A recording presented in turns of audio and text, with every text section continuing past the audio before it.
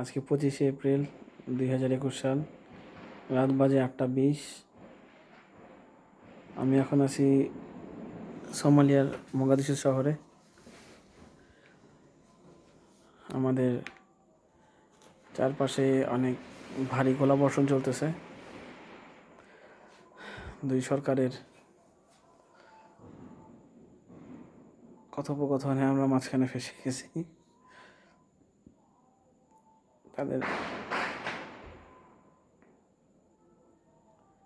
আমাদের বিল্ডিংটা তাদের গোলাগুলির মাঝখানে পড়ে গেছে। তো বিল্ডিংয়ের চারপাশ থেকে শব্দ আসতেছে।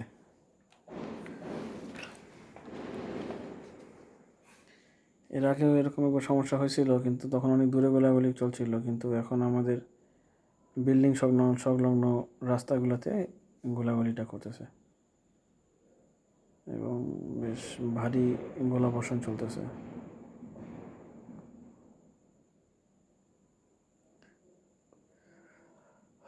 আল্লাহ ভরসা, ইনশাল্লাহ কিছু হবে না আমাদের, কারণ আমরা তাদের টার্গেট না অবশ্যই।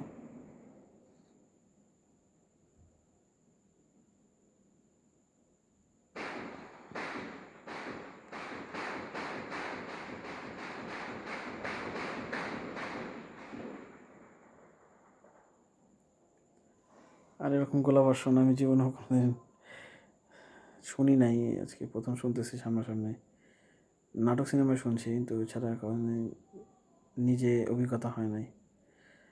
আজকে সেই অভিজ্ঞতা হচ্ছে। আর একটা বিষয় অদ্ভুত লাগলো, সেটা হচ্ছে যে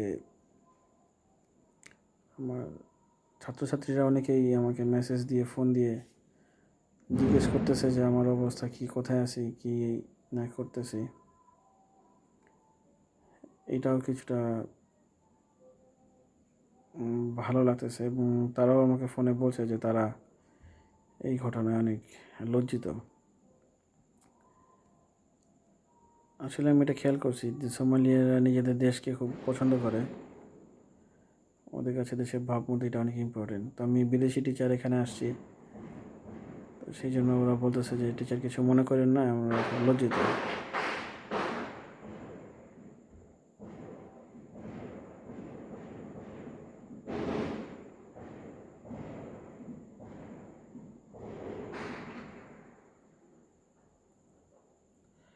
আমার সামনে, পিছিয়ে, ডানে বাঁয়ে সব দিক থেকে গোলাগুলি শব্দ আসতেছে।